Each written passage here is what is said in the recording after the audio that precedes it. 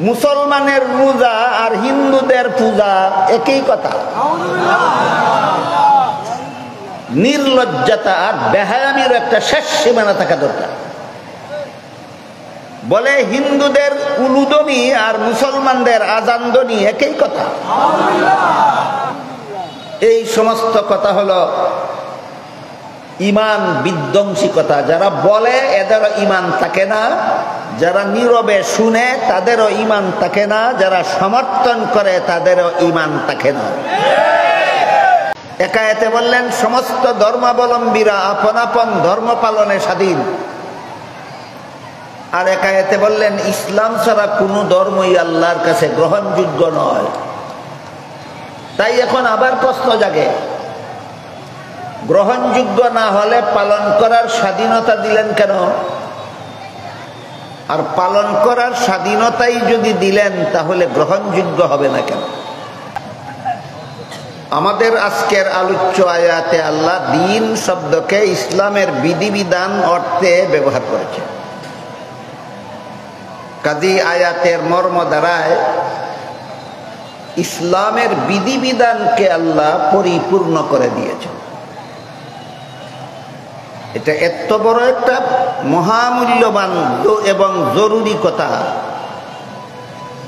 যেটা না জানলে এবং না মানলে মুসলমান থাকতে পারে না। ইসলামের যাবতীয় বিধিবিধান আল্লাহ পরিপূর্ণ করে দিয়েছেন। বিধিবিধানের জন্য মুসলমানকে আল্লাহ আর কারো মুখাপেক্ষী করে রাখেননি।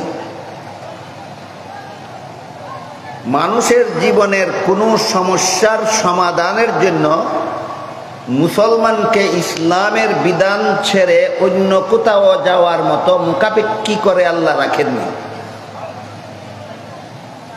কাজেই কোনো মুসলমান যদি মনে করে আমাদের জীবনের অমুক সমস্যার সমাধান ইসলাম থেকে নেওয়া যাবে না, অন্য কোনো কান থেকে নিতে হবে, এইরকম ধ্যান ধারণা চিন্তা চেতনা সূরা মায়েদার ৩ নম্বর আয়াতের সাথে সাংঘর্ষিক। সে সূরা মায়েদার ৩ নম্বর আয়াত মানে না, এই জন্য তার ইমান থাকে না।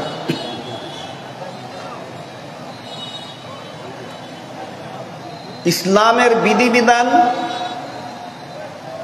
এখানে এই আয়াতে দ্বীন শব্দের অর্থ ইসলামের বিধিবিধান, আর পরিপূর্ণতার মর্ম হলো মানব জীবনের সব সমস্যার সমাধান।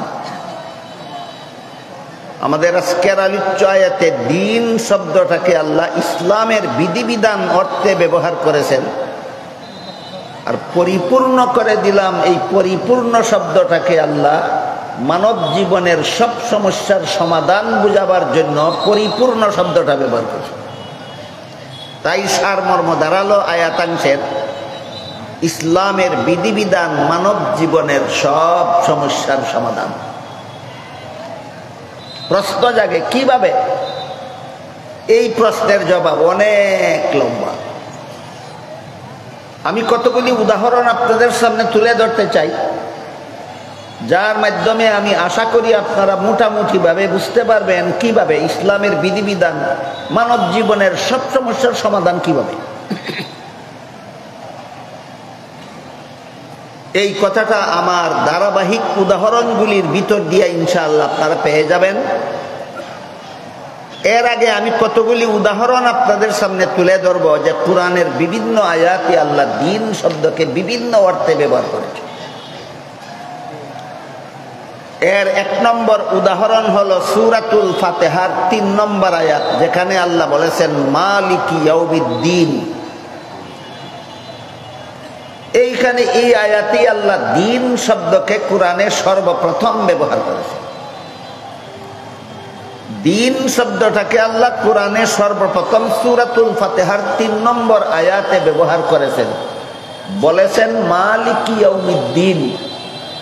এখানে দ্বীন শব্দটাকে আল্লাহ কর্মফল অর্থে ব্যবহার করেছেন। মালিকি ইয়াউমিদ্দিন আয়াতের অর্থ হইল কর্মফল দেওয়ার দিনের মালিক আল্লাহ।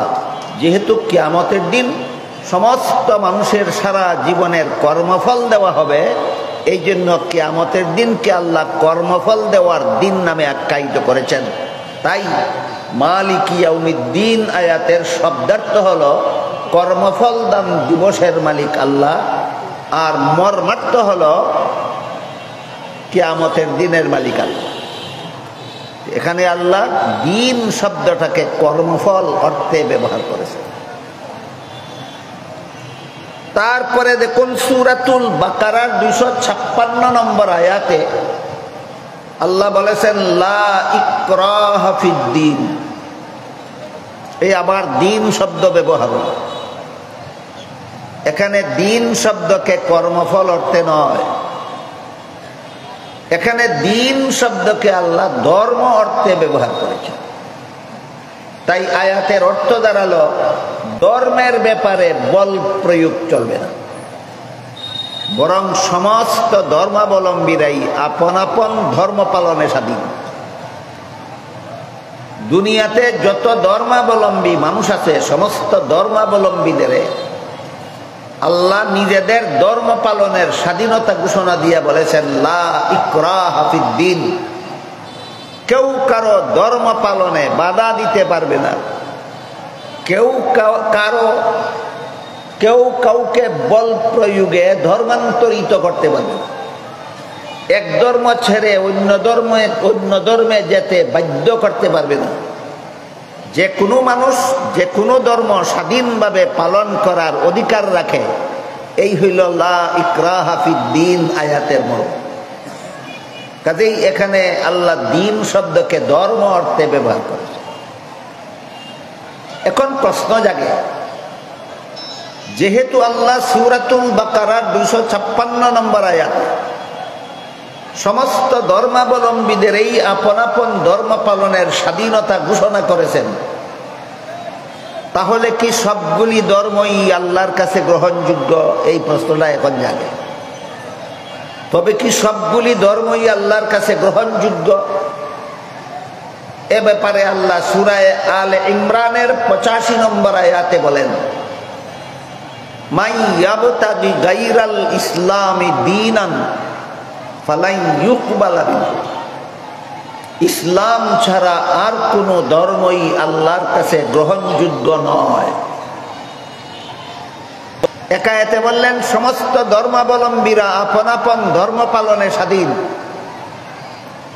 আর একায়েতে বললেন ইসলাম ছাড়া কোন ধর্মই আল্লাহর কাছে গ্রহণযোগ্য নয়। তাই এখন আবার প্রশ্ন জাগে, গ্রহণযোগ্য না হলে পালন করার স্বাধীনতা দিলেন কেন? আর পালন করার স্বাধীনতাই যদি দিলেন তাহলে গ্রহণযোগ্য হবে না কেন? এই প্রশ্নের জবাবও আমি অতীতে আপনাদের সামনে উদাহরণ সহ উল্লেখ করেছি, আজকে আবার বলতেছি। আমাদের সমাজে বর্তমান দুনিয়াতে যে কোনো শিক্ষা প্রতিষ্ঠানে, যে শিক্ষা প্রতিষ্ঠান নিয়মতান্ত্রিকভাবে চলে এমন যে কোনো শিক্ষা প্রতিষ্ঠানে ছাত্রদেরকে নির্ধারিত সময়ে নির্ধারিত পাঠ্যতালিকা শিক্ষা দেওয়ার পর পরীক্ষা হয়। পরীক্ষার্থী ছাত্ররা যখন প্রশ্নপত্র হাতে নিয়ে পরীক্ষার হলে বসে, আপনাদের জানা মতো সমস্ত পরীক্ষার্থীরাই কি প্রশ্নের সঠিক জবাব লেখে না অনেকে ভুলও লেখে? ভুল লেখলে পাস করা যায় না ফেল করা নিশ্চিত? তাহলে যেই ভুল লেখলে ফেল করবে এতে কোনো সন্দেহ নাই। এমন ভুল লেখা পরীক্ষার হলে বসে বসে লেখার স্বাধীনতা দিল কেন? বাধা দিল না কেন? আর বাধাই যদি দিল না, ভুল লেখার সময় ছাত্রকে যদি বাধাই দিল না, তাহলে ভুল লেখলে ফেল করবে কেন? এই প্রশ্নের যেই জবাব, ধর্মের বেলায় সেই জবাব। উভয় প্রশ্নের একই জবাব। পরীক্ষার হলে কোনো পরীক্ষার্থী ছাত্র প্রশ্নের জবাব ভুল লেখলে নিশ্চিত ফেল করবে, কিন্তু বাধা দেওয়ার নিয়ম নাই। বাধা দিলে এটা আর পরীক্ষা থাকবে না। এজন্য পরীক্ষার্থী কোনো ছাত্র প্রশ্নের জবাব ভুল লেখলে বাধা দেওয়া হয় না গ্রহণযোগ্য হওয়ার কারণে, না নিয়ম রক্ষার জন্য? ঠিক তেমনি ভাবে আল্লাহ মানুষকে দুনিয়াতে পাঠাচ্ছেন তুমি সত্য ধর্ম পালন করো না ভ্রান্ত ধর্ম পালন করো পরীক্ষা করার জন্য। এখন যদি ভ্রান্ত ধর্ম পালন করতে বাধা দেওয়া হয় তো পরীক্ষা রইল কোথায়? তাই পরীক্ষার হলে যেভাবে ছাত্ররা প্রশ্নের জবাব ভুল লেখলে বাধা দেওয়ার নিয়ম নাই, তেমনি ভাবে দুনিয়াতে কোনো মানুষ ইসলাম ছাড়া আর কোনো ভ্রান্ত ধর্ম পালন করলেও তার ধর্ম পালনে বাধা দেওয়ার নিয়ম নাই। এই সুযোগে কোনো পরীক্ষার্থী ছাত্র যদি প্রশ্নের জবাব ইচ্ছা মতো ভুল লেখে, তাহলে যেভাবে তার কপালে গুড়ার ডিম ছাড়া আর কিছু নাই, ঠিক তেমনি ভাবে এই সুযোগে যদি দুনিয়াতে কেউ ইসলাম ছাড়া অন্য কোনো ধর্ম পালন করে, আল্লাহ বলেন ওয়াহুয়া ফিল আখিরাতি মিনাল খাসিরিন, তার কপালেও পরকালে চিরস্থায়ী জাহান্নাম ছাড়া আর কিছু নাই। গেল আনুষঙ্গিক দুইটা প্রশ্নের জবাব। মূল আলোচনা ছিল সূরাতুল বাকারার 256 নম্বর আয়াতে আল্লাহ বলেছেন লা ইকরাহা ফিদ্দিন। এখানে দিন শব্দকে আল্লাহ ধর্ম অর্থে ব্যবহার করেছেন। অর্থ হলো ধর্মের বেলায় বল প্রয়োগ চলবে না, সমস্ত ধর্মাবলম্বীরা আপন আপন ধর্ম পালনে স্বাধীন। এ পর্যন্ত দুইটা প্রশ্নের জবাবে আপনাদের সামনে যে কথাগুলি আমি তুলে ধরেছি তাফসীরের কিতাব থেকে। আমাদের কিন্তু কোরআনের কোনো কথার মন গড়া ব্যাখ্যা করার অধিকার নাই। তাফসীরের বিশুদ্ধ কিতাবগুলিতে যা লেখা আছে তাই আমাদের অধ্যয়ন করতে হয়, তাই আমাদের পড়াশোনা করতে হয়। শুধু তাই নয়, কিতাবের লেখা বুঝতে হয় কিতাবের ভাষায়, আর আপনাদেরকে বুঝাতে হয় আপনাদের ভাষায়। এখানে আমাদের একটা ট্রান্সমিটারের কাজ করতে হয়। কিতাবে যেভাবে লেখা আছে সেভাবে বললে আপনারা বুঝবেন না, আর যেভাবে বললে আপনারা বুঝবেন সেইভাবে কিতাবে লেখা নাই। সুতরাং কিতাবের লেখা আর আপনাদের বোঝার যোগ্যতা দুইটা জিনিসের মধ্যে আমরা যারা তাফসীর করি আমাদের সমন্বয় সাধন করতে হয়। এই কাজটা আমাদের করতে হয়। এতটুকু সমন্বয় যারা করতে পারে না, এরা মানুষের সামনে তাফসীর করার যোগ্যতা রাখে না। তো কিতাব থেকে কিতাবের ভাষায় আমাদের বুঝে নিতে হয় মূল বিষয়টা, আর আপনাদেরকে বুঝাতে হয় যে ভাষায় বললে আপনারা বুঝবেন সেই ভাষায়। এতক্ষণ পর্যন্ত আপনাদের সামনে এই দুইটা প্রশ্নের যে জবাব তুলে ধরেছি, যে ইসলাম ছাড়া আর কোনো ধর্ম আল্লাহর কাছে গ্রহণযোগ্য কিনা, সূরা আলে ইমরানের 85 নম্বর আয়াতে বলে দিয়েছেন পরিষ্কার ভাষায় গ্রহণযোগ্য নয়। আবার প্রশ্ন জায়গায় তাহলে পালন করার স্বাধীনতা দিলেন কেন? এই প্রশ্নের জবাব আমি তাফসীরের কিতাব পড়েই সংগ্রহ করেছি। তাফসীরের কিতাবে লেখা আছে যে কারণে ছাত্ররা পরীক্ষার হলে ভুল লেখলে বাধা দেওয়া যাবে না, একই কারণে দুনিয়া থেকেও ইসলাম ছাড়া আর কোনো ধর্ম পালন করলে বাধা দেওয়া যাবে। এই সুযোগে পরীক্ষার্থীরা ভুল লেখলে যেমন তার কপালে গুড়ার ডিম ছাড়া আর কিছু নাই, তেমনি ভাবে এই কপালে একই কারণে দুনিয়াতে কোনো মানুষ ইসলাম ছাড়া আর কোনো ধর্ম পালন করলে পরকালে তার কপালেও জাহান্নাম ছাড়া আর কিছু নেই। এই দুইটা প্রশ্নের উত্তর যেভাবে তাফসীরের কিতাবে, বিশুদ্ধ গ্রহণযোগ্য তাফসীরের কিতাবে লেখা আছে, সেইভাবে উত্তরগুলি না জানার কারণে আমাদের বর্তমান সমাজে ধর্ম নিয়ে মারাত্মক রকমের বিভ্রান্তি এবং ভুল বুঝাবুঝির সৃষ্টি করা হচ্ছে। ধর্মের ব্যাপারে মারাত্মক রকমের ভুল বুঝানি শুরু হয়েছে। দীর্ঘদিন পর্যন্ত আমাদের দেশে স্লোগান দেওয়া হয়েছে ধর্ম যার যার উৎসব সভা, ধর্ম যার যার উৎসব সভা। এই ব্যাপারে আমি বলতে চাই, ধর্ম যার যার উৎসব সবার এই বলে যদি হিন্দুদের দুর্গা পূজার উৎসবে গিয়া মুসলমানদের মিষ্টি খেতে হয়, তাহলে তো মুসলমানের ঈদুল আজহার উৎসবে এসে হিন্দুদেরও গরুর গোশত খেতে হবে? যেহেতু ধর্ম যার যার উৎসব সবার, ধর্ম যার যার উৎসব সবার, এই স্লোগানের অধীনে তোমরা গিয়া দুর্গা পূজার মিষ্টি খাইছো। তাহলে ধর্ম যার যার উৎসব সবার এই কথাটা মেনে নিয়ে তোমাদের কুরবানির গরুর গোশত তাদেরকে খাওয়াও। আজ পর্যন্ত কি কোনো মুসলমান কোনো হিন্দুকে কুরবানির গরুর গোশত খাওয়াইছে? না কেউ গরুর গোশত খাইতে আইছে? তাহলে তারা তো তোমাদের ধর্মের উৎসব পালন করতে আসে না, তোমরা যাও তাদের ধর্মের উৎসব পালন করতে। তোমরা লজ্জাশীল না নির্লজ্জ? তোমরা হায়া সম্পন্ন না বেহায়া? লাজ লজ্জা আছে না বেলাজা? কেন মুসলমান এত বেলাজা কেন? শুধু বেলাজাই নয়, বেলাজার শেষ সীমানা থাকে দরকার।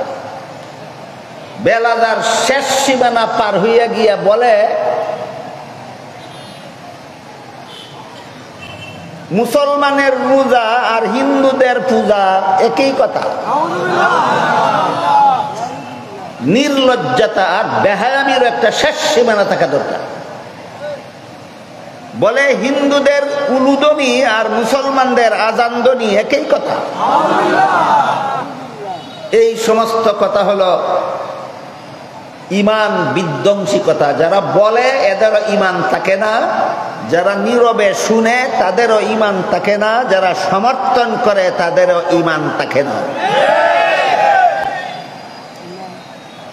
লা ইকরাহা ফিদ্দীন আয়াতে আল্লাহ বলেননি যে তোমাদের ধর্ম আর তাদের ধর্মে ব্যবধান নাই। লা ইকরাহা ফিদ্দীন আয়াতে আল্লাহ বলেননি যে তাদের ধর্মে আর তোমাদের ধর্মে ব্যবধান নাই।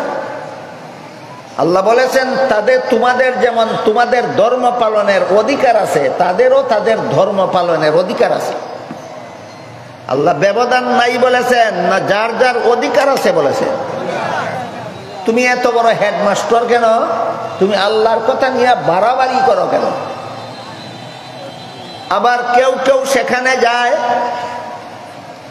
গিয়া শুভেচ্ছা জানায়, আবার কেউ কেউ ব্যানারে লেখে ঈদুল আজহা ও শারদীয় দুর্গা পূজায় শুভেচ্ছা। ঈদুল আজহায় শুভেচ্ছা, দুর্গা পূজায় শুভেচ্ছা। আল্লাহ পাক রব্বুল আলামিন এই পূজা যারা করে, বিভিন্ন মূর্তির পূজা যারা করে, এদের ব্যাপারে কোরআনের এক আয়াতে বলেন ইন্নাকুম ওয়া মা তা'বুদুনা মিন দুনিল্লাহি হাসাবু জাহান্নাম। তোমরা যারা মূর্তির পূজা করো, তোমরা আর যেসব মূর্তির পূজা করো সেসব মূর্তিরা উভয়কে আমি জাহান্নামের লাকড়ি বানাবো। আখিরাতে আল্লাহ মূর্তিদেরকেও জাহান্নামের লাকড়ি বানাবেন, মূর্তির পূজারীদেরকেও জাহান্নামের লাকড়ি বানাবেন। কাজেই মূর্তি পূজার প্রতি আল্লাহর শুভেচ্ছা আছে না অনাস্থা? আল্লাহর যেখানে অনাস্থা, সেখানে কোনো নামদারি মুসলমান যদি বলে শুভেচ্ছা, সাথে সাথে ঈমান ধ্বংস হয়ে বেঈমান হয়ে যায়। কিন্তু এখানে আরো একটা জটিল সমস্যা আছে, এটারও সমাধান হওয়া দরকার। সমস্যাটা কি? যেহেতু আল্লাহ সূরাতুল বাকারার 256 নম্বর আয়াতে সমস্ত ধর্মাবলম্বীদেরকে আপন আপন ধর্ম পালনের স্বাধীনতা ঘোষণা করেছেন, তাই বাংলাদেশে যে সমস্ত হিন্দু, বৌদ্ধ, ইহুদি, খ্রিস্টান বসবাস করে, কোরআনের মর্ম বুঝে থাকলে আপনারা বলুন, তাদের প্রত্যেকেরই আপন আপন ধর্ম পালনের স্বাধীনতা আছে কিনা? তাদের কারো ধর্ম পালনে আপনাদের কারো বাধা দেওয়ার অধিকার আছে কি? এই দুইটা কথা। বাংলাদেশে মুসলমান ছাড়া আর যত ধর্মাবলম্বী আছে, হিন্দু হোক, বৌদ্ধ হোক, ইহুদি হোক, খ্রিস্টান হোক, তাদের ধর্ম পালনের পূর্ণ স্বাধীনতা আছে। বাংলাদেশের কোনো মুসলমানের তাদের ধর্মীয় অনুষ্ঠানে বাধা দেওয়ার অধিকার নাই। এটা কোরআনের বিধান। এই প্রসঙ্গে আমার প্রথম কথা হল, ইসলামের বিধানে যদি মুসলমানের দেশে অথবা মুসলমান সমাজে অথবা ইসলামী রাষ্ট্রে সমস্ত ধর্মাবলম্বীরাই আপন আপন ধর্ম পালনের স্বাধীনতা ভোগ করতে পারে, সূরাতুল বাকারার 256 নম্বর আয়াতের মর্ম বুঝে থাকলে বলুন, মুসলমানের বাংলাদেশে হিন্দুরা ধর্ম পালনের স্বাধীনতা পায় কিনা? তাহলে কোরআনের বিধানে যদি মুসলমানের সমাজে ও মুসলমানরাও তাদের ধর্ম পালনের পূর্ণ স্বাধীনতা পায়, তাহলে সমস্ত ধর্মাবলম্বীদের ধর্মীয় স্বাধীনতা রক্ষার জন্য ধর্ম নিরপেক্ষতার নামে মন গড়া মানব রচিত কোনো মতবাদের দরকার না কোরআনের বিধান যথেষ্ট? আরেকবার প্রমাণ পাওয়া গেল, ইসলামের বিধিবিধান মানব জীবনের সব সমস্যার সমাধান। ইসলামের বিধিবিধান মানব জীবনের যত সমস্যা আছে এর মধ্যে এইটাও একটা সমস্যা। শতকরা 93% মুসলমানের বাংলাদেশে শতকরা 9 জন অমুসলমান ধর্ম পালন করবে কিভাবে? এটা একটা সমস্যা। আল্লাহ সমাধান দিয়া বলেন, লা ইকরাহা ফিদ্দিন। হইতে পারো তোমরা শতকরা 93 জন, হইতে পারে তারা শতকরা 7 জন, কিন্তু তোমরা 93 জনের ইসলাম ধর্ম পালনের যে অধিকার আছে, তাদের 7 জনেরও তাদের ধর্ম পালনের একই অধিকার আছে। হইল কি ইসলামের বিধিবিধান মানব জীবনের সব সমস্যার সমাধান? তাহলে ইসলামের বিধিবিধান যদি মানব জীবনের সব সমস্যার সমাধান হয়, ইসলামের বিধান মতেই যদি সমস্ত ধর্মাবলম্বীরা আপন আপন ধর্ম পালনের স্বাধীনতা ভোগ করতে পারে, তাহলে ইসলাম বাদ দিয়া কোরআন বাদ দিয়া মানব রচিত ধর্ম নিরপেক্ষতার নামে আরেকটা মতবাদ চালু করার কি গুড়ার ডিমের দরকার? আমার কথা বুঝে থাকলে বলুন, দরকার আছে? ধর্ম নিরপেক্ষতা নামের কোন মতবাদের দরকার আছে না? ইসলামের বিধান যথেষ্ট? ইসলামের বিধান যথেষ্ট। সুতরাং যারা ধর্ম নিরপেক্ষতাবাদ জপেন, যারা ধর্ম নিরপেক্ষতাবাদের মন মানসিকতা চিন্তা চেতনা রাখেন, যারা ধর্ম নিরপেক্ষতাবাদের প্রবক্তা, তাদের জন্য ইসলামের বিধিবিধান মনোযোগে বোঝা দরকার। সকল ধর্মাবলম্বীদের ধর্মীয় স্বাধীনতা রক্ষার জন্য ধর্ম নিরপেক্ষতার নামে মানব রচিত মতবাদের বিন্দু মাত্র দরকার নাই, ইসলামের বিধান যথেষ্ট। এটা হলো 1 নম্বর কথা। 2 নম্বর কথা হলো সূরাতুল বাকারা 256 নম্বর আয়াতে আল্লাহ সমস্ত ধর্মাবলম্বীদেরকে যার যার ধর্ম পালনের স্বাধীনতা দেওয়া সত্ত্বেও বাংলাদেশের স্বাধীনতার পর থেকে প্রায় প্রতি বছর দেখা যায় পূজার সময় দেশের কোনো না কোনো হিন্দুদের মন্দিরে রাতের অন্ধকারে কে বা কারা হামলা করে, ভাঙচুর করে। এতক্ষণের কথা যারা শুনেছেন বুঝেছেন, হিন্দুরা যখন তাদের মূর্তি পূজার অনুষ্ঠান করবে, সেই অনুষ্ঠানে ভাঙচুর করা দূরের কথা, হামলা করা দূরের কথা, বাধা দেওয়ার অধিকারও কি কোনো মুসলমানের আছে? তাহলে যারা রাতের অন্ধকারে গোপনে হামলা করে, ভাঙচুর করে, এরা ইসলামের কাজ করে না ইসলাম বিরোধী কাজ করে? ইসলাম বিরোধী কাজ করে। এইটাকে ভিডিও রেকর্ড করে সারা বিশ্বের মিডিয়ায় ছেড়ে দেয়। সারা বিশ্বের বিভিন্ন দেশ, বিশেষ করে আমাদের পার্শ্ববর্তী দেশ ভারত, যখন দেখে বাংলাদেশের হিন্দুদের পূজার সময় মন্দিরে হামলা হয়েছে, ভাঙচুর হয়েছে, তখন সারা বিশ্বে, বিশেষ করে ইন্ডিয়ান সরকার সারা বিশ্বের আকাশ বাতাস গরম করে ফেলে।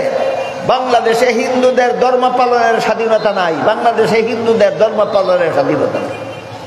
এই অপপ্রচারের কারণে, এই কুচক্রীদের হামলার কারণে বাংলাদেশের কলঙ্ক হয়, বাংলাদেশের মুসলমানদের কলঙ্ক হয়, ইসলাম ধর্মের কলঙ্ক হয়, ইসলাম ধর্মের কলঙ্ক। এই কলঙ্কের হাত থেকে দেশকে, জাতিকে, ধর্মকে রক্ষা করার জন্য সরকারের দায়িত্ব হয় পূজা চলাকালে তাদের মন্দির পাহারা দেওয়া। দেশকে কলঙ্কের হাত থেকে রক্ষা করার জন্য, জাতিকে এই কুচক্রীদের ছড়ানো গুজবের কলঙ্কের হাত থেকে জাতিকে রক্ষা করার জন্য, মুসলমানদেরকে এই কলঙ্কের হাত থেকে রক্ষা করার জন্য সরকারের উপর দায়িত্ব আসে তারা যেন স্বাধীনভাবে তাদের পূজা অর্চনা করতে পারে, কেউ যেন হামলা করতে না পারে। এই জন্য তোমার বাহিনী দিয়ে সেটা পাহারা দাও। এমন পরিস্থিতিতে পূজার সময় হিন্দুদের মন্দির পাহারা দেওয়ার দায়িত্বটা সরকারের উপর বর্তায়। বলেন কার উপর বর্তায়? ভাঙচুর হইলে, হামলা হইলে শান্তি শৃঙ্খলা রক্ষা হয় না ভঙ্গ হয়? ভঙ্গ হয়। আর দেশের শান্তি শৃঙ্খলা রক্ষা করার দায়িত্ব কার? সরকারের। এই জন্য পাহারা দেওয়ার দায়িত্ব সরকারের। সরকার পূজা চলাকালে যেন কেউ, কোনো কুচক্রী, কোনো দুষ্কৃতিকারী মন্দিরে হামলা করে, ভাঙচুর করে বিশ্বে বাংলাদেশের কলঙ্ক করতে না পারে, জাতির কলঙ্ক করতে না পারে, ইসলামের কলঙ্ক করতে না পারে। এই জন্য অন্তত পূজা চলাকালীন সময়ে মন্দির পাহারা দেওয়ার ব্যবস্থা গ্রহণ করা সরকারের দায়িত্ব। এই সরকার দায়িত্ব পালন করতে পারে পুলিশ বাহিনী পাঠানোর মাধ্যমে। 2-4 জন পুলিশ একটা মন্দিরে যতদিন পূজা চলে ততদিন নিয়োগ দিয়ে রাখলেই হয়। অথবা র্যাব বাহিনী পাঠানোর মাধ্যমে সরকার তার দায়িত্ব পালন করতে পারে। এমনকি তারা স্বাধীনভাবে তাদের ধর্ম পালন করতে পারতেছে কিনা তদন্ত করার জন্য সরকার তার ধর্মমন্ত্রী অথবা ধর্ম মন্ত্রণালয়ের উপদেষ্টাকেও পাঠাতে পারে যে আপনি গিয়া তদন্ত করে দেখে আসুন তারা স্বাধীনভাবে তাদের ধর্ম পালন করতে পারতেছে কিনা। পুলিশ যাবে পাহারা দেওয়ার জন্য, ধর্মমন্ত্রী যাবে তদন্ত করার জন্য। দুর্গা পূজায় শুভেচ্ছা জানাবার জন্য? তাইলে পাহারা দেওয়া আর তদন্ত করা আর শুভেচ্ছা দেওয়া এক কথা না ভিন্ন কথা? পাহারা দিলে দেশকে কলঙ্কের হাত থেকে রক্ষা করা যায়, পাহারা দিলে জাতিকে কলঙ্কের হাত থেকে রক্ষা করা যায়, পাহারা দিলে মুসলমানদেরকে কলঙ্কের অপপ্রচার থেকে রক্ষা করা যায়। কিন্তু শুভেচ্ছা দিলে তোমার ঈমান যায়। পাহারা দেওয়া আর শুভেচ্ছা দেওয়া এক কথা না ভিন্ন ভিন্ন? বলুন, ভিন্নতা রক্ষা করে না অনেকেই একাকার করে ফেলে? একাকার করে ফেলার ফলাফল গেছলা তুমি ইসলামের সুনাম রক্ষা করার জন্য গিয়া তোমার ঈমানকে ধ্বংস করে দিলা শুভেচ্ছা দিয়া। কাজেই পুলিশ যদি যায় সেখানে শুভেচ্ছা দেওয়া তার দায়িত্ব নয়, শুধু পাহারা দেওয়া দায়িত্ব। ধর্ম মন্ত্রণালয়ের উপদেষ্টা যদি যায় সেখানে শুভেচ্ছা দেওয়া তার দায়িত্ব না শুধু তদন্ত করা দায়িত্ব? শুধু তদন্ত করা দায়িত্ব। এই হলো মন্দির পাহারা দেওয়ার ব্যাপারটা। বাংলাদেশের এই অবস্থার প্রেক্ষিতে সরকারের দায়িত্ব অন্তত পূজার সময় হিন্দুদের মন্দির পাহারা দেওয়ার ব্যবস্থা করা। এটা দেশের সুনাম রক্ষার জন্য, দেশকে দুর্নামের হাত থেকে, কলঙ্কের হাত থেকে রক্ষার জন্য এটা সরকারের দায়িত্ব হিসেবে সরকার পালন করে। অপরদিকে আরেকটা ব্যাপার আছে, সেটা হলো আমাদের বাংলাদেশে অসংখ্য অগণিত মাজার আছে। মাজার শুধু হবিগঞ্জ জেলার ভিতরে অথবা চুনারুঘাট থানার ভিতরে কোনো মাজার নাই। বাংলাদেশে অসংখ্য অগণিত মাজার আছে। এটা আরেকটা ব্যাপার যে মাজারের সাথে, মন্দিরের সাথে তুলনা করে আজকাল নতুন ভাবে কিছু কুচক্রী অপপ্রচার শুরু করেছে। সেই অপপ্রচার সম্পর্কে আপনাদের সতর্কতার জন্য দুইটা বিষয় পাশাপাশি করে বোঝা দরকার। মাজার শব্দের বাংলা অর্থ হইল জিয়ারতের স্থান। যে কোনো মুসলমানের কবর জিয়ারত করা সওয়াবের কাজ। কাজে আবিদানি করতে যে কোনো মুসলমানের কবরকে মাজার বলা যায়, যেহেতু জিয়ারতের স্থান। কিন্তু আমাদের সমাজের সাধারণ মুসলমানেরা যে কোনো মুসলমানের কবরকে মাজার বলে না, শুধু ওলিয়া উলিয়ার কবরকে মাজার বলে। কাজেই আমাদের সমাজে ওলিয়া উলিয়ার কবর ছাড়া সাধারণ মুসলমানের কবরকে কেউ মাজার বলে না। এই আমাদের সমাজে যেই কবরগুলিকে মাজার বলে, এইগুলি আবার দুই প্রকার। এক প্রকার মাজার হইল বাস্তব মাজার, আরেক প্রকার মাজার আছে বুয়া মাজার। বলেন মাজার যেইগুলিকে বলা হয় এগুলি আবার কত প্রকার? একটা হইল বাস্তব, একটা হইল বুয়া। এবার আমরা বোঝার চেষ্টা করি বাস্তব মাজার কোনটা আর বুয়া মাজার কোনটা। যে মাজারে কোনো ওলিয়া উলিয়াকে দাফন করা হয়েছে বলে প্রমাণ আছে, ইতিহাস সাক্ষী, এমন মাজারকে বাস্তব মাজার বলা হয়। যেমন সিলেটে হযরত শাহজালাল এবং হযরত শাহপরান, তারা দুইজনকে দাফন করা হয়েছে বলে ইতিহাসে প্রমাণ আছে। কাজী শাহজালালের মাজার এটা বুয়া মাজার না বাস্তব মাজার? শাহপরানের মাজার বুয়া না বাস্তব? বাস্তব। ইন্ডিয়ার খাজা মঈনুদ্দিন চিশতি রহমতুল্লাহি আলাইহিকে কোন জায়গায় যেন ওনার মাজার? আজমির। ইন্ডিয়ার আজমিরে মঈনুদ্দিন চিশতি রহমতুল্লাহি আলাইহিকে দাফন করা হয়েছে বলে ঐতিহাসিক প্রমাণ আছে। কাজী আজমিরে যে খাজা মঈনুদ্দিন চিশতি রহমতুল্লাহি আলাইহির মাজার, এটা বুয়া নয়, বাস্তব। আপনাদের চুনারোঘাটের মুরার বন্দে শাহজালালের ৩৬০ সঙ্গীর এক সঙ্গীর নাম ছিল সৈয়দ নাসিরউদ্দিন সিপাসালার। তার মাজার আছে মুরার বন্দে, ইতিহাসে তার প্রমাণ আছে। সুতরাং মুরার বন্দের মাজার বুয়া না বাস্তব? এই হলো বাংলাদেশের এক প্রকারের মাজার যেগুলি বাস্তব, এখানে কোনো অলিকে দাফন করা হয়েছে বলে ঐতিহাসিক প্রমাণ আছে। আরেক প্রকার মাজার আছে বুয়া। একদল বন্ড পীরের দল, যে রাস্তা দিয়ে বেশি মানুষের আনাগোনা হয়, যে রাস্তা দিয়ে যানবাহন বেশি চলে, এই রাস্তার মোড়ে তেমনিয়ায় চৌরাস্তার মোড়ে অথবা রাস্তার আশেপাশে হঠাৎ করে আস্তানা পাতে লাল শালুকাফরের সামিয়ানা টানায়, শালুকাফর পরে সেখানে ঘুঙ্গুর পরে ধ্যানে বসে যায়। লোকে জিজ্ঞাসা করলে বলে, আমি স্বপ্নে দেখেছি এখানে ওলির মাজার আছে। বন্ড ফিরে স্বপ্নে দেখছে ওলির মাজার আছে। যত সব ওলিরা কি সিএনবি রোডের ফাঁসে গিয়া মরে, আর মরণের জায়গা পায় না?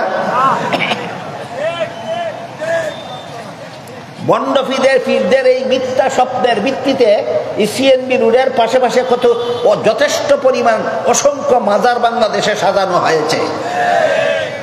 বলুন এগুলি বাস্তব মাজার না বুয়া মাজার? আসলে এইখানে কাউকে দাফন করা হয়নি, কিন্তু মানুষের জিয়ারত করতে যায়। যেখানে কাউকে দাফন করা হয়নি অথচ জিয়ারত করতে যায়, এই জিয়ারতের গুনাহ আর পূজার গুনাহ সমান।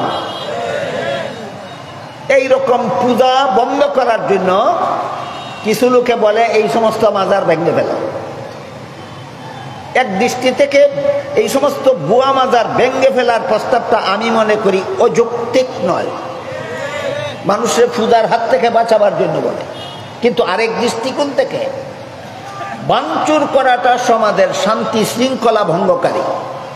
ভাঙচুর করাটা শান্তি শৃঙ্খলার রক্ষাকারী না ভঙ্গকারী? কাজেই ভাঙ্গার পথে না গিয়া আমরা হয়তো সামাজিকভাবে আর না হয় রাষ্ট্রীয়ভাবে সরকারের মাধ্যমে এই বুয়া মাজারের আনাগোনা বন্ধ করার ব্যবস্থা করা দরকার। তারপরে আসেন বাস্তব মাজারগুলির খবর, যেখানে ঐতিহাসিক প্রমাণ আছে কোনো না কোন অলিকে এখানে দাফন করা হয়েছে। এমন বাস্তব মাজারগুলিতে একটা সোয়াবের কাজের ব্যবস্থা আছে আর অসংখ্য গুনার কাজের ব্যবস্থা আছে। বাস্তব মাজারগুলিতে সোয়াবের কাজের ব্যবস্থা আছে কটা? একটা। গুনার কাজের ব্যবস্থা আছে অসংখ্য। সোয়াবের যে কাজের ব্যবস্থা আছে বাস্তব মাজারে, সেটা হলো জিয়ারত। সেটা হলো জিয়ারত। আপনি মুরার বন্দে যাবেন সৈয়দ নাসিরউদ্দিন সিপাসালার রহমতুল্লাহি আলাইহির মাজারে। মাজারের পাশে দাঁড়াইয়া আপনি সূরা কেরাত পড়বেন, দোয়া কালাম পড়বেন। আল্লাহর কাছে দোয়া করবেন, আল্লাহ আমার এই পড়ার মধ্যে কোনো ভুল ত্রুটি হইয়া থাকলে মাফ করে দাও এবং এর সোয়াবটা তোমার এই ওলির রুহের উপর বক্সাইয়া দাও। এটার নাম হলো জিয়ারত, এটার নাম এটা সোয়াবের কাজ। কিন্তু এটা এমন একটা সোয়াবের কাজ, করলে তো সোয়াব আছে কিন্তু না করলে কোনো গুনাহ নাই, না করলে কোনো গুনাহ নাই। এই সোয়াবের কাজটার কারণে এটাকে ভেঙে ফেলার প্রস্তাব করা যায় না, যেহেতু একটা সোয়াবের কাজেরও সুযোগ আছে। কিন্তু বন্ড পীরের দল এই সুযোগে মাজারগুলিতে করে কি, বিভিন্ন মাজারে দেখা যায় একটা বাৎসরিক অনুষ্ঠান করে, অনুষ্ঠান নাম দেয় মহাপবিত্র উরুস মুবারক। মহাপবিত্র উরুস মুবারক। আমি আপনাদের জিজ্ঞাসা করি, বন্ড পীরদের পাতানো এই মহাপবিত্র উরুস মুবারক গুলিতে নমাজি মুসলমান বেশি যায় না বেনমাজি মুসলমান বেশি যায়? বেনমাজি জীবনযাপন হালাল না হারাম? শুধু পুরুষরা যায় না মহিলারাও যায়? পর্দা রক্ষা করে যায় না বেপর্দা হয়ে যায়? বলুন, নারী পুরুষের বেপর্দা চলা হালাল না হারাম? গেল 2 নম্বর হারাম মহাপবিত্র উরুস মুবারকে। এরপরে সেখানে গান গায় কিনা? গান হালাল না হারাম? বাজনা বাজায় কিনা? বাজনা হালাল না হারাম? গেল মহাপবিত্র উরুস মুবারকের 4 নম্বর হারাম। এরপরে বলুন, সেই মাজারের বাবার কাছে গিয়া কেউ সন্তান চায়, কেউ ধন সম্পদ চায়, কেউ সুখ শান্তি চায় কিনা?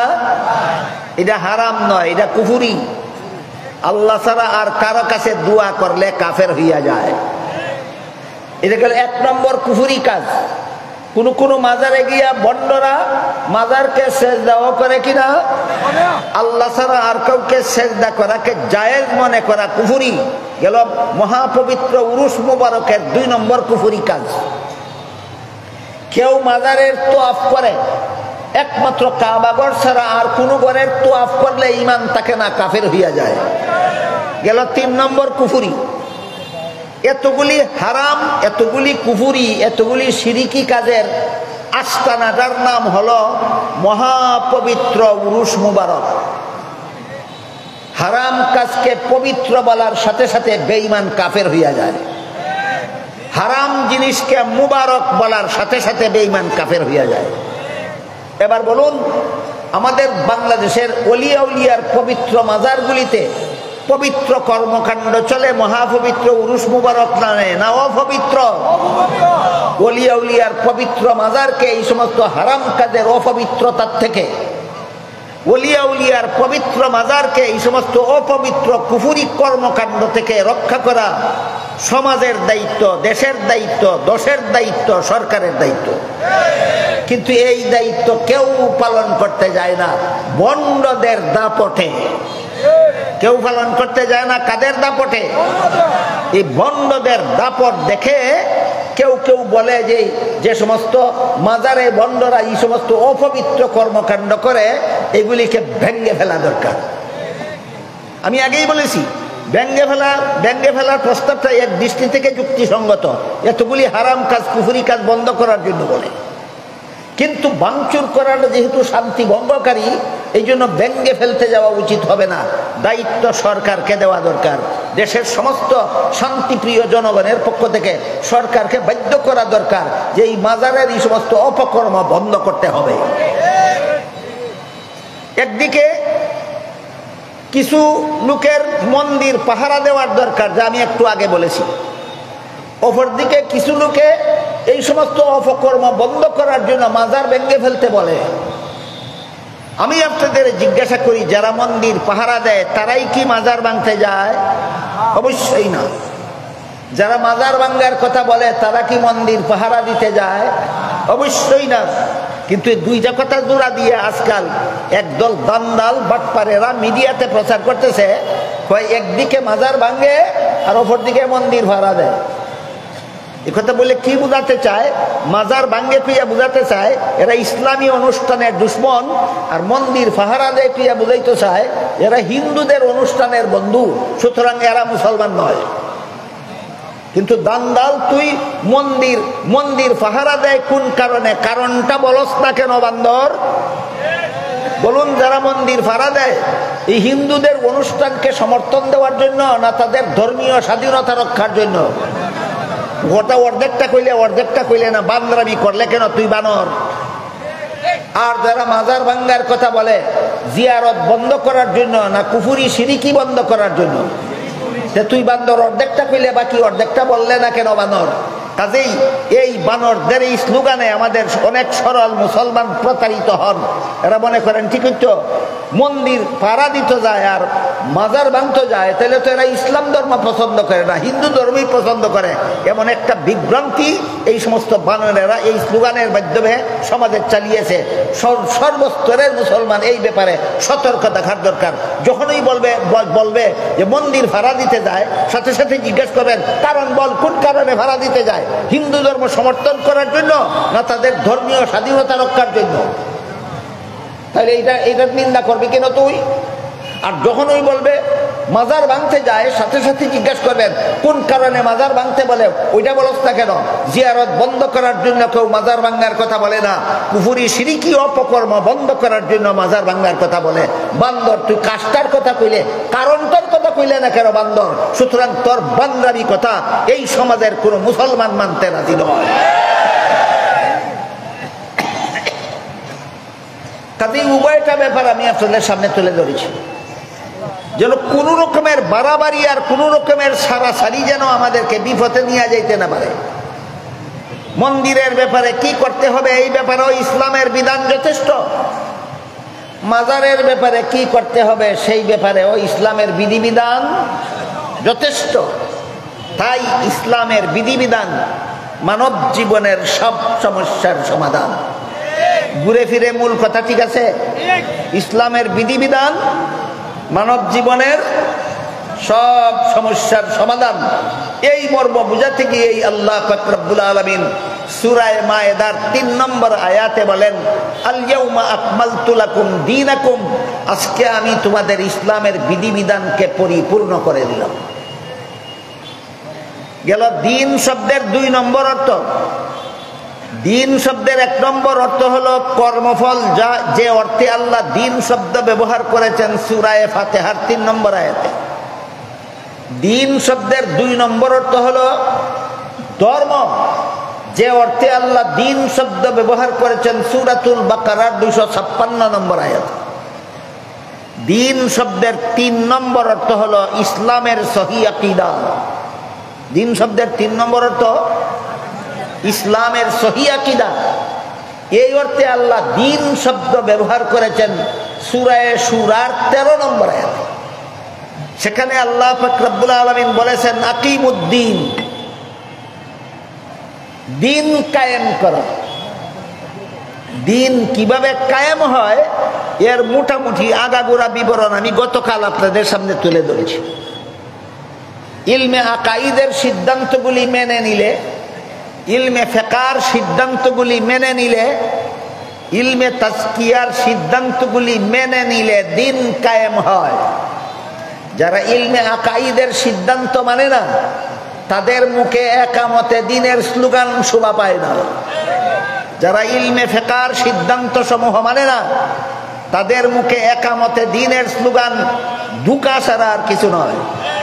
যারা ইলমে তাজকিয়ার সিদ্ধান্ত মানে না তাদের মুখে একামতে দিন, দিন প্রতিষ্ঠার স্লোগান প্রতারণা ছাড়া আর কিছু নয়। কাজেই গতকালের আলোচনা কোরআনে আল্লাহ যত আয়াতে দিন শব্দ যত অর্থে ব্যবহার করেছেন সবগুলিকে ৩ ভাগে বিভক্ত করে গতকাল আমি আপনাদের সামনে তুলে ধরেছি। সূরা শুরার ১৩ নম্বর আয়াতে আল্লাহ বলেছেন আকিমুদ্দিন। এখানে দিন শব্দের অর্থ কর্মফল নয়, এখানে দিন শব্দের অর্থ ধর্মও নয়। এখানে আল্লাহ দিন শব্দকে ইসলামের সহি আকীদা অর্থে আল্লাহ এই শব্দটা ব্যবহার করেছেন। সহি আকীদা আরবি শব্দ, তার শুদ্ধ বাংলা অর্থ হইল বিশুদ্ধ মতবাদ। আকিমুদ্দিনের মর্ম হলো হে মুসলমানেরা তোমরা ইসলামের বিশুদ্ধ মতবাদে অটল থাকো, ইসলামের নামে ভ্রান্ত মতবাদ পোষণ করবে না। সাবধান। তাহলে আকিমুদ্দিন আয়াতের মধ্যে দিন কায়েম করো। দিন কেমনে কায়েম হয়? ইসলামের নামে ভ্রান্ত মতবাদ পোষণ করলে না, ইসলামের বিশুদ্ধ মতবাদে অটল থাকলে। আকিদা গলত হইলে একামতে দিন কেমনে হইল? আকিদা গলত আকিদা আর একামতে দিনের সম্পর্ক কি? গলত আকিদা একামতে দিনের সুস্পষ্ট বিরোধী, আর একামতে দিন গলত আকিদার সুস্পষ্ট বিরোধী। যে গলত আকিদা পোষণ করে, ভ্রান্ত মতবাদ পোষণ করে, তার মুখে একামতে দিনের স্লোগান কাদিয়ানীদের মুখে মুসলমান হওয়ার দাবি করার মতো। কাদিয়ানীরা নিজেদের দলের নাম দিয়েছে আহমদিয়া মুসলিম জামাত। মুসলিম জামাত শব্দের অর্থ মুসলমানের দল। আপনারা কি জানেন সত্যই কাদিয়ানীরা মুসলমানের দল না কাফিরের দল? নাম কেন মুসলমানের দল দিল? আপনাদেরকে ধোঁকা দেওয়ার জন্য। যেমন ভাবে কাদিয়ানীরা কাফের হওয়া সত্ত্বেও নিজেদেরকে মুসলমানের দল বলে দাবি করে, সরল মুসলমানদেরকে ধোঁকা দেওয়ার জন্য, ঠিক তেমনি ভাবে যাদের আকীদা গলত তারা একামতে দ্বীনের স্লোগান দেয় সরল মুসলমানদেরকে ধোঁকা দেওয়ার জন্য। এবার বলুন, সূরা শুরার 13 নম্বর আয়াতে দিন শব্দকে আল্লাহ গলত আকীদায় অটল থাকার জন্য নির্দেশ দিয়েছেন না সহিহ আকীদায় অটল? ইসলামের নামে গলত আকীদা পোষণ করবে না। যারা দাবি করো তোমাদের ধর্ম ইসলাম, তারা ইসলামের সহিহ আকীদায় অটল থাকো, ইসলামের বিশুদ্ধ মতবাদে অটল থাকো। নবীর যুগেও অনেক লোক ইসলামের নামে ভ্রান্ত মতবাদ পোষণ করত। আমাদের বর্তমান যুগেও এমন যথেষ্ট পরিমাণ দলও আছে, যথেষ্ট পরিমাণ ব্যক্তিও আছে যারা দাবি করে তাদের ধর্ম ইসলাম, কিন্তু মতবাদ ভ্রান্ত। মতবাদ সূরা শুরার 13 নম্বর আয়াতে আল্লাহ তাই বলে দিয়েছেন, ইসলামের নামে ভ্রান্ত মতবাদ পোষণ করবে না। সত্যই যদি ধর্ম তোমার ইসলাম হয়ে থাকে তাহলে ইসলামের বিশুদ্ধ মতবাদে অটল থাকো। কাদিয়ানীরা নিজেদের ধর্ম ইসলাম বলে দাবি করে, কিন্তু তারা ইসলামের মতবাদ পোষণ করে না কুফরি মতবাদ? কাদিয়ানীদের মতবাদে কুফরিটা কি এটাও মাঝে মধ্যে দেখা যায় বাংলাদেশের অনেক বড় বড় শিক্ষিত পণ্ডিতের মাথায় ধরে না। তারা বলে তারাও তো কলেমা পড়ে, তারাও তো নামাজ পড়ে, রোজা রাখে, তারাও তো হজ করে, যাকাত দেয়, কাজেই এরা কাফির হবে কেন? এই কারণে আমাদের একটা কথা বুঝে নিতে হবে, শুধু কলেমা পড়লেই মুসলমান হয় না, শুধু নামাজ পড়লেই মুসলমান হয় না, শুধু রোজা রাখলেই মুসলমান হয় না, শুধু হজ করলেই মুসলমান হয় না। কোরআনের সব কথা সঠিক বলে বিশ্বাস করলে মুসলমান হয়। কোরআনের কত কথা সঠিক? কোরআনের সব কথা সঠিক বলে বিশ্বাস করলে মুমিন মুসলমান হয়। কোরআনের একটা কথাকে যদি কেউ বেঠিক সাব্যস্ত করে দেয়, সে 1000 বার কলেমা পড়লেও মুসলমান থাকে না, সে 5 বার নামাজ পড়লেও মুসলমান থাকে না, সারা রমজান রোজা রাখলেও মুসলমান থাকে না, বছরে বছরে হজ করলেও মুসলমান থাকে না। কেন? কোরআনের একটা কথাকে সে বেঠিক মনে করে।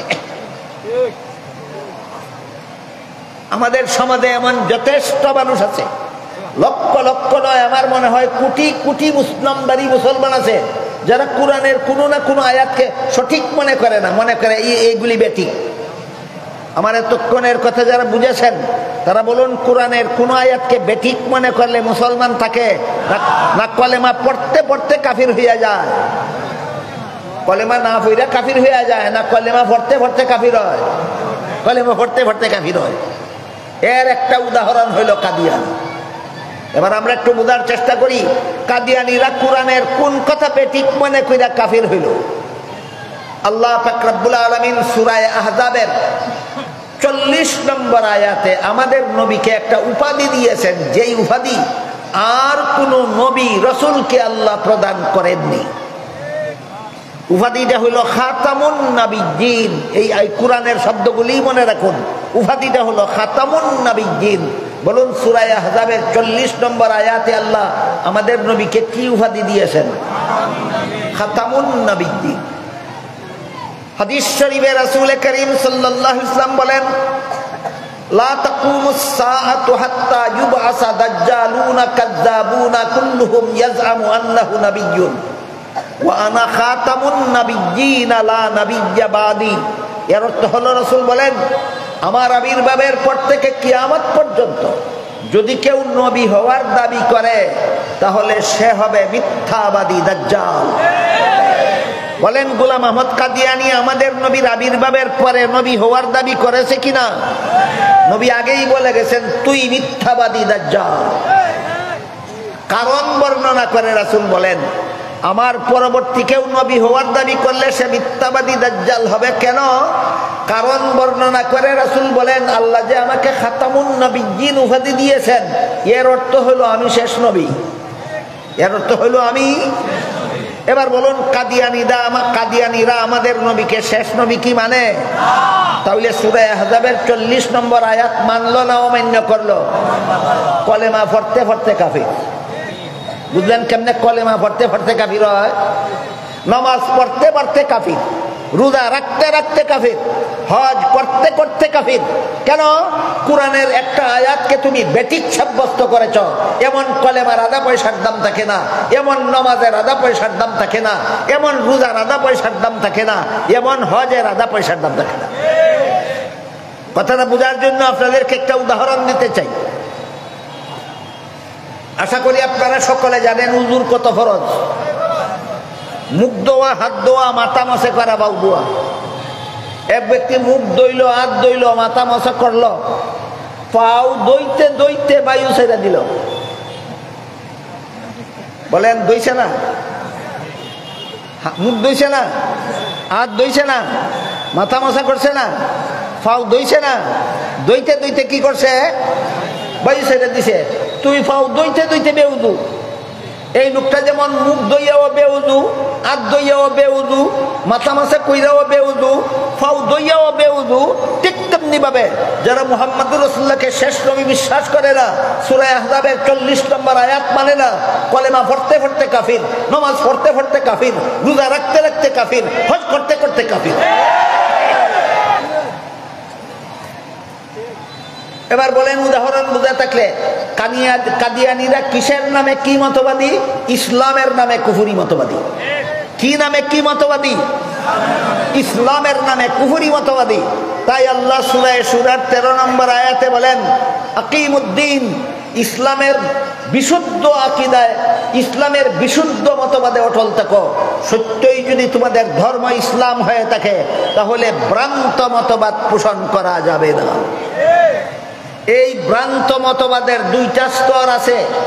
এক স্তরের ভ্রান্ত মতবাদ পোষণ করার সাথে সাথে আর মুসলমান থাকে না, কাফের হইয়া যায়। আরেক প্রকার ভ্রান্ত মতবাদ পোষণ করার কারণে কাফের তো হয় না, নির্বেজাল মুসলমানও থাকে না। এটা দ্বিতীয় প্রকার ভ্রান্ত মতবাদ। এদিকগুলি আপনাদের বোঝায় এবং জীবন বর্বনে রাখা দরকার। এক প্রকার ভ্রান্ত মতবাদের দ্বারা মুসলমান থাকে না, কাফের হইয়া যায়। যেমন গোলাম আহমদ কাদিয়ানীকে নবী মানার মতো ভ্রান্ত মতবাদের কারণে আর মুসলমান থাকে না, কাফের হইয়া যায়। আরেক প্রকার ভ্রান্ত মতবাদ আছে, এই সমস্ত ভ্রান্ত মতবাদের কারণে কাফের তো হয় না, নির্বেজাল মুসলমানও থাকে না। এই ভ্রান্ত মতবাদের উদাহরণ হইল মুসলমান হওয়ার দাবি করা সত্ত্বেও নবীগণকে গুনাহগার মনে করা। মুসলমান দাবি করা সত্ত্বেও নবীগণকে কি দাবি করা? কি দাবি করা? গুনাহগার দাবি করা। এই ব্যাপারে গতকালকে আপনাদেরকে আমি একটু উদাহরণ সহ বুঝেছি। গতকালকে একটু আলোচনা হয়েছে কিনা? আলোচনা হয়েছে। নবীগণকে গুনাহগার সাব্যস্ত করার মতবাদ যে আসলেই মুসলমানদের মতবাদ নয়, এটা খ্রিস্টানদের মতবাদ। আমি গতকাল বলেছি, খ্রিস্টানেরা তাদের বই, তাদের প্রকাশিত বই কোরআনের আলোকে বেহেশতে যাওয়ার পথ বইয়ে লিখেছে প্রথম নবী আদম প্রথম গুনাহগার। এই গুনাহগার আদমের বংশে যত নবী জন্মগ্রহণ করেছে সমস্ত নবী জন্মগত গুনাহগার। তাই আল্লাহ পাক রব্বুল আলামিন শেষ পর্যন্ত একজন নবীকে বেগুনাহ বানাবার জন্য গুনাহগার আদমের বংশে জন্ম না দিয়া আল্লাহ নিজের ঔরসে জন্ম দিলেন। ইনি হলেন হযরত ঈসা আলাইহিস সালাম। ইনি হলেন হযরত কাদিয়ানীদের ভ্রান্ত মতবাদ। খ্রিস্টানদের ভ্রান্ত মতবাদটা বুঝে থাকলে এবার বলুন, খ্রিস্টানদের মতবাদে আদম নবী বেগুনাহ না গুনাহগার? তাদের মতবাদে গুনাহগার।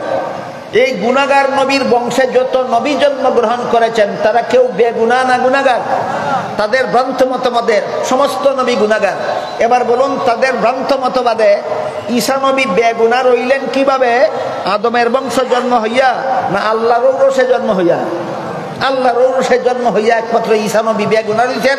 যারা আল্লাহর বংশে জন্ম হইছে না, আদমের বংশে জন্ম হইছে, তারা সবাই গুনাহগার। এইগুলি হইল বর্তমান দুনিয়ার খ্রিস্টানদের ধর্ম বিশ্বাসের ফাউন্ডেশন। বর্তমান দুনিয়াতে যত খ্রিস্টানরা ধর্ম পালন করে, খ্রিস্ট ধর্ম, তাদের এই খ্রিস্ট ধর্মের মূল ফাউন্ডেশন হইল এই তিনটা কথা। যে এক নম্বর কথা হইল আদম প্রথম নবী, আদম প্রথম গুনাহগার। দুই নম্বর কথা হলো আদমের বংশে জন্মগ্রহণকারী সমস্ত নবী জন্মগত গুনাহগার। তিন নম্বর কথা হইল এই একজন নবীকে নিষ্পাপ বানাবার জন্য, বেগুনাহ বানাবার জন্য এই নবীকে আল্লাহ আর আদমের বংশে জন্ম না দিয়ে আল্লাহ নিজের ঔরসে জন্ম দিলেন, তিনি হলেন হযরত ঈসা আলাইহিস সালাম। এই সমস্ত কথা বাস্তবিকই ধর্মের কথা না ধর্মের নামে গাঞ্জাখুরি? এই কারণে ইসলাম ছাড়া বাকি সমস্ত ধর্ম বাতিল। ওই যে একটু আগে আলোচনা হলো, ইসলাম ছাড়া সূরা আলে ইমরানের 85 নম্বর আয়াতে আল্লাহ বলেছেন ইসলাম ছাড়া সমস্ত ধর্ম বাতিল। কেন বাতিল? এই বাতিল হওয়ার বিভিন্ন কারণ আছে। এর মধ্যে একটা কারণ হইল খ্রিস্টানদের মতো পৃথিবীর বিখ্যাত একটা ধর্মাবলম্বীরা, এরা ধর্ম বিশ্বাসে বিশ্বাসী হইয়া ধর্মাবলম্বী নয়, এরা কতগুলি গাঞ্জাখুরি কথাকে ধর্মের কথা নামে চালিয়ে রেখেছে। এই গাঞ্জাখুরি কথাগুলির মধ্যে এই তিনটা কথা উল্লেখযোগ্য। সেখান থেকে একদল মুসলমান খ্রিস্টানদের কাছ থেকে আমদানি করেছে আদম আলাইহিস সালাম গুনাহগার, ইউসুফ আলাইহিস সালাম গুনাহগার, জাকারিয়া আলাইহিস সালাম গুনাহগার, মুসা আলাইহিস সালাম গুনাহগার, মুহাম্মাদুর রাসূলুল্লাহ সাল্লাল্লাহু আলাইহি ওয়াসাল্লাম গুনাহগার। দুঃখের বিষয়, এই তবলিগি বর্তমান বিশ্বজোড়া তবলিগি জামাতের মধ্যে একটা লোকে ফাটল সৃষ্টি করে রেখেছে। এই লোকটার নাম হইল মাওলানা সাদ সাহেব। এই মাওলানা সাদ সাহেব বলে ইউসুফ নবী গুনাহগার, মাওলানা সাদ সাহেব বলে জাকারিয়া নবী গুনাহগার, মাওলানা সাদ সাহেব বলে মুসা নবী গুনাহগার, মাওলানা সাদ সাহেব বলে মুহাম্মাদুর রাসূলুল্লাহ পর্যন্ত গুনাহগার। বলেন ইসলামের বিশুদ্ধ মতবাদে অটল আছে না ইসলামের নামে ভ্রান্ত মতবাদ? আল্লাহ সূরা শুরার 13 নম্বর আয়াতে বলেছেন আকিমুদ্দিন, ইসলামের নামে ভ্রান্ত মতবাদ পোষণ করবে না। ইসলাম যদি সত্যই ধর্ম তোমার ইসলাম হয়ে থাকে তাইলে ইসলামের বিশুদ্ধ মতবাদে অটল থাকো। আমি গতকালকে আপনাদেরকে বলেছি, যত লোকে, যত দলে, যত নবীকে যত যুক্তি দিয়া গুনাহগার সাব্যস্ত করে, এদের যুক্তিগুলি মেনে নিলে আল্লাহর কোরআনের একটা আয়াতের সাথে সরাসরি সাংঘর্ষিকতা সৃষ্টি হয়। সেই আয়াতে আল্লাহ বলেছেন লা ইয়ানালু আহদিজ জালিমিন, গুনাহগারদেরকে আমি নবী বানাই না। যাদেরকে নবী বানাই তারা কোনোদিন গুনাহ করে না। কাজেই যে যুক্তি দিয়ে আপনি আদমকে গুনাহগার সাজাবেন, এই যুক্তিটা কোরআনের সেই আয়াতের সাথে সাংঘর্ষিক। যেই যুক্তি দিয়েই আপনি ইউসুফ নবীকে গুনাহগার বানাবেন, সেই যুক্তিটাই কোরআনের আয়াতের সাথে সাংঘর্ষিক। যেই যুক্তি দিয়েই আপনি জাকারিয়া নবীকে গুনাহগার সাজাবেন, সেই যুক্তিটাই কোরআনের ওই আয়াতের সাথে সাংঘর্ষিক। যে যুক্তি দিয়েই আপনি মুসা নবীকে গুনাহগার সাব্যস্ত করবেন, সেই যুক্তিটাই কোরআনের আয়াতের সাথে সাংঘর্ষিক। যে যুক্তি দিয়েই আপনি মুহাম্মাদুর রাসূলুল্লাহ সাল্লাল্লাহু আলাইহি ওয়াসাল্লামকে গুনাহগার সাব্যস্ত করবেন, সেই যুক্তিটাই কোরআনের আয়াতের সাথে সাংঘর্ষিক। সুতরাং নবীগণকে গুনাহগার মনে করার মতবাদ, এটা ইসলামের নামে ভ্রান্ত মতবাদ। নবীগণকে গুনাহগার সাব্যস্ত করার মতবাদ ইসলামের নামে ভ্রান্ত মতবাদ। এই ধরনের কোন ভ্রান্ত মতবাদ যেন কোনো মুসলমান গ্রহণ না করে, সেই নির্দেশ দিয়ে আল্লাহ সূরা শুরার 13 নম্বর আয়াতে বলেছেন আকিমুদ্দিন, ইসলামের বিশুদ্ধ মতবাদে অটল থাকো। মালিকি ইয়াউমিদ্দিন আয়াতে দিন অর্থ কর্মফল, লা ইকরাহা ফিদ্দিন আয়াতে দিন অর্থ ধর্ম, আকিমুদ্দিন আয়াতে দিন অর্থ ইসলামের বিশুদ্ধ মতবাদ। বলুন 3 আয়াতে দিন শব্দের একই অর্থ না 3 আয়াতে 3 অর্থ? 3 আয়াতে 3 অর্থ। মালিকি ইয়াউমিদ্দিন আয়াতে দিন অর্থ কর্মফল। লা ইকরাহা ফিদ্দিন আয়াতে দিন অর্থ ধর্ম। আকিমুদ্দিন আয়াতে দিন অর্থ ইসলামের বিশুদ্ধ মতবাদ। আকিমুদ্দিন আয়াতে দিন অর্থ ইসলামের বিশুদ্ধ মতবাদ। আর সূরা মায়েদার 3 নম্বর আয়াত যেখানে আল্লাহ বলেছেন আল ইয়াউমা আকমালতু লাকুম দীনাকুম, আজকে আমি তোমাদের দ্বীনকে পরিপূর্ণ করে দিলাম। এখানে দ্বীন অর্থ কর্মফল নয়, এখানে দ্বীন অর্থ ধর্মও নয়, এখানে দ্বীন অর্থ ইসলামের সহিহ আকীদাও নয়। এখানে আল্লাহ দ্বীন শব্দকে ইসলামের বিধিবিধান অর্থে ব্যবহার করেছেন। আকমালতু লাকুম দীনাকুমের অর্থ হইল তোমরা তোমাদের ইসলামের বিধিবিধানকে আমি আল্লাহ পরিপূর্ণ করে দিলাম। কাজেই মুসলমানের ব্যক্তি জীবনে ইসলামের বিধিবিধান আছে পরিপূর্ণ। মুসলমানের পারিবারিক জীবনে ইসলামের বিধিবিধান আছে পরিপূর্ণ। মুসলমানের সামাজিক জীবনে ইসলামের বিধিবিধান আছে অপূর্ণ না পরিপূর্ণ? মুসলমানের রাষ্ট্রীয় জীবনে ইসলামের বিধিবিধান আছে অপূর্ণ না পরিপূর্ণ?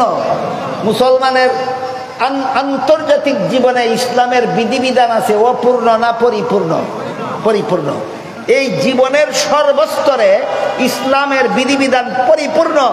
এই মর্মেই আল্লাহ সূরা মায়েদার 3 নম্বর আয়াতে বলেছেন আল ইয়াউমা আকমালতু লাকুম দীনাকুম, যার সারমর্ম হলো তোমাদের ব্যক্তি জীবনে ইসলামের বিধিবিধান যথেষ্ট, তোমাদের পারিবারিক জীবনের সমস্যাবলীর সমাধানের জন্য ইসলামের বিধিবিধান যথেষ্ট, তোমাদের সামাজিক জীবনের সমস্যাবলীর সমাধানের জন্য ইসলামের বিধিবিধান যথেষ্ট, তোমাদের রাষ্ট্রীয় জীবনের সমস্যাবলীর সমাধানের জন্য ইসলামের বিধিবিধান যথেষ্ট নয়।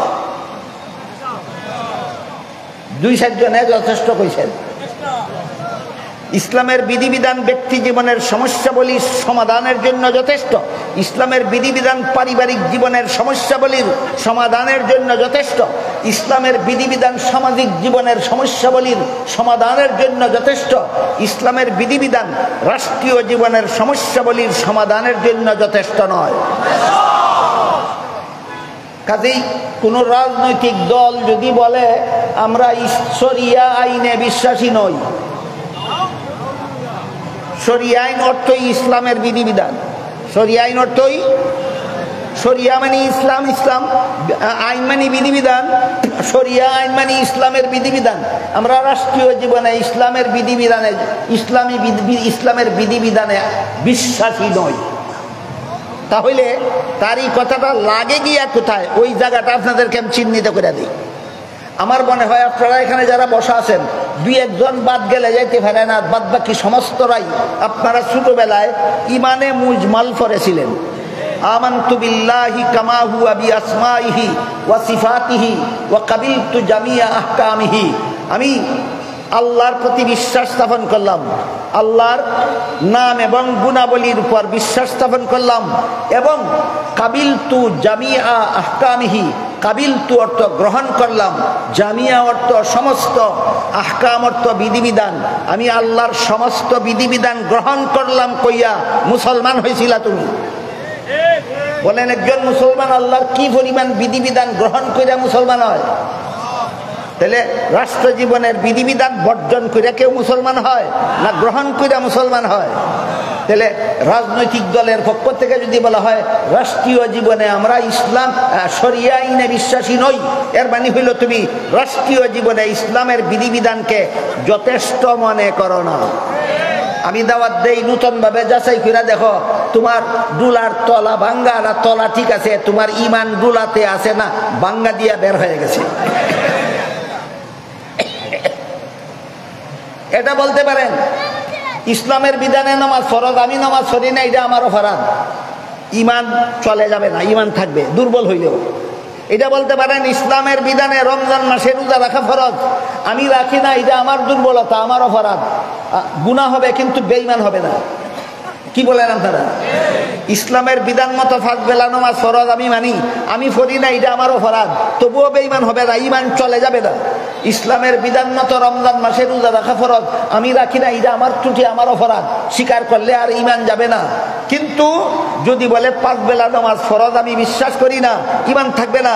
যদি বলে রমজান মাসে রোজা ফরজ, আমি বিশ্বাস করি না, ঈমান থাকবে না। ঠিক তেমনি ভাবে বলতে পারো যে রাষ্ট্রীয় জীবনে ইসলামের বিধিবিধান যথেষ্ট, আমরা রাজনৈতিক স্বার্থে ওইগুলি বাস্তবায়নের আন্দোলন করি না। কেন? তুমি স্বার্থের পথে গেলা, সেটার বিচার আছে আলাদা, কিন্তু তোমার ঈমান চলে যাবে না। বিষয়টা কি আমি আপনাদের বুঝাতে পারলাম? রাষ্ট্রীয় নমাজ ফরজ, আমি বিশ্বাস করি, নমাজ পড়ি না, এটা আমার অপরাধ, ঈমান চলে যাবে? রমজানে রোজা রাখা ফরজ, আমি বিশ্বাস করি, কিন্তু রোজা রাখি না, সেটা আমার ত্রুটি, ঈমান চলে যাবে না। ঠিক তেমনি ভাবে কাবিলতু জামিয়া আহকামিহি, জীবনের সর্বস্তরে আল্লাহর বিধিবিধান গ্রহণ করে নিয়ে আমি মুসলমান হয়েছি। সুতরাং পারিবারিক জীবনে যেমন ভাবে ইসলামের বিধিবিধান যথেষ্ট, সামাজিক জীবনে যেভাবে ইসলামের বিধিবিধান যথেষ্ট, তেমনি ভাবে রাষ্ট্রীয় জীবনে ইসলামের বিধিবিধান যথেষ্ট। আমি বিশ্বাস করি, পালন করি না আমার কোনো স্বার্থের কারণে, ঈমান যাবে না। পালন করি না আমার কোনো স্বার্থের কারণে, ঈমান যাবে না? স্বার্থের কারণে আলাদা বিচার আছে। তুমি কেন স্বার্থলোভী হইলে সেটা আলাদা বিচার আছে, কিন্তু ঈমান যাবে না। কথাটা একটু গুটাইয়া বললে অত চলে, এত লাগাম ছাড়া কথা বলবে কেন রাজনৈতিক দলের প্রধান নেতা হইয়া?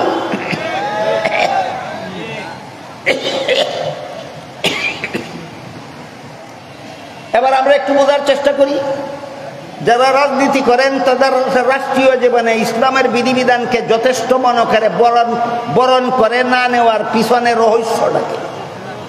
রহস্যটা হলো, হযরত উমর ফারুক রাদিয়াল্লাহু আনহু যখন রসুলের দ্বিতীয় খলিফা মনোনীত হলেন, জানেন তো সবাই কত নম্বর খলিফা? খলিফা মনোনীত হওয়ার সাথে সাথেই ঘর থেকে বের হয়ে গেলেন। প্রজা সাধারণে সবাই খাদ্য পাইল না কেউ খাদ্যের অভাবে উপবাস রইল তদন্ত করার জন্য।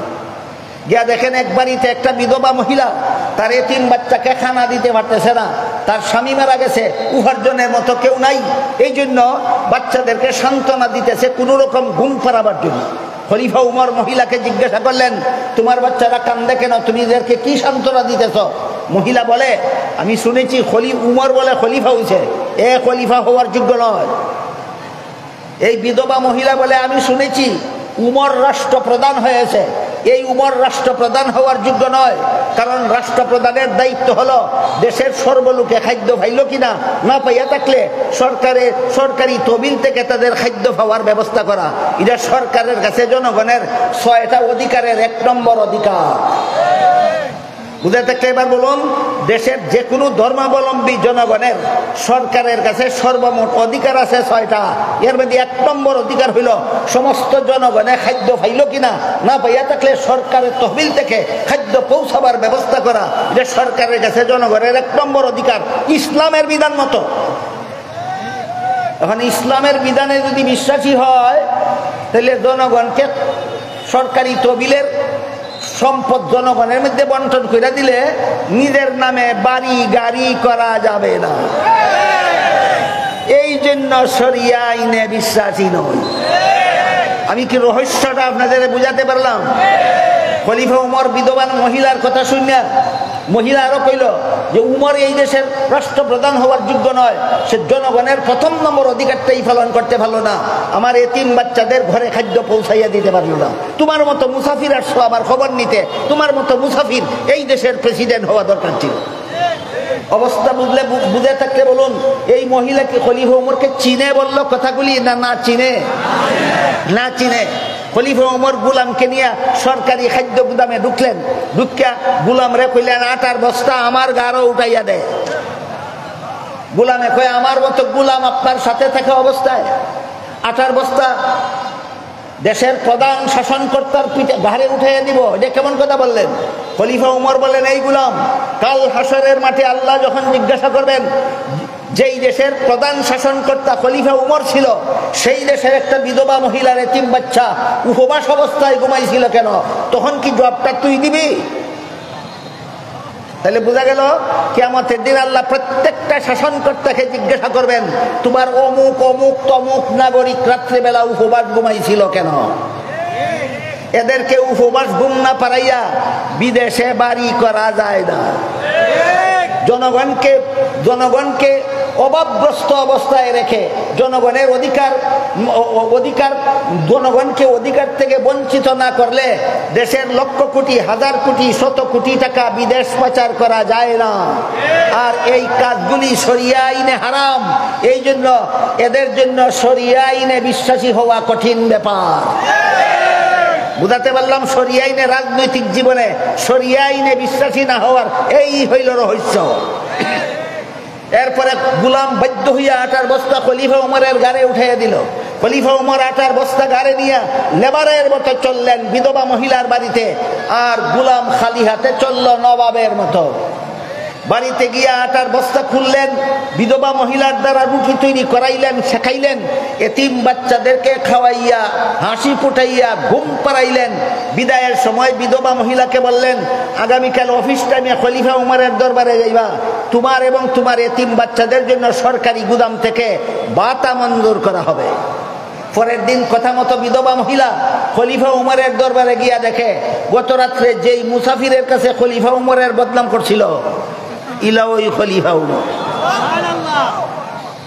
বলেন, খলিফা উমর যেই দেশের প্রধান শাসনকর্তা, এই দেশের একটা বিধবা মহিলা উপবাসী অবস্থায় ঘুমাতে হলো না কেন?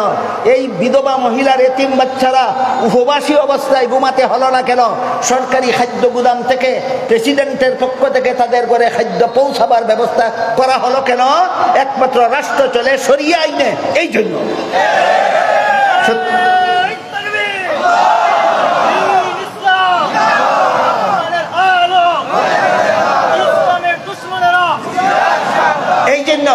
ইসলামের বিধিবিধান ব্যক্তি জীবনের সব সমস্যার সমাধান, ইসলামের বিধিবিধান পারিবারিক জীবনের সব সমস্যার সমাধান, ইসলামের বিধিবিধান সামাজিক জীবনের সব সমস্যার সমাধান, ইসলামের বিধিবিধান রাষ্ট্রীয় জীবনের সব সমস্যার সমাধান, ইসলামের বিধিবিধান আন্তর্জাতিক জীবনের সব সমস্যার সমাধান। এই মর্মে আল্লাহ বলেন, আল ইয়াউমা আকমালতু লাকুম দীনাকুম, আজকে আমি তোমাদের জন্য ইসলামের বিধিবিধান পরিপূর্ণ করে দিলাম। সুতরাং ইসলামের বিধিবিধান পরিপূর্ণতার যত ব্যাখ্যা আছে, সকল ব্যাখ্যার সারমর্ম হইল ইসলামের বিধিবিধান মানব জীবনের সব সমস্যার সমাধান।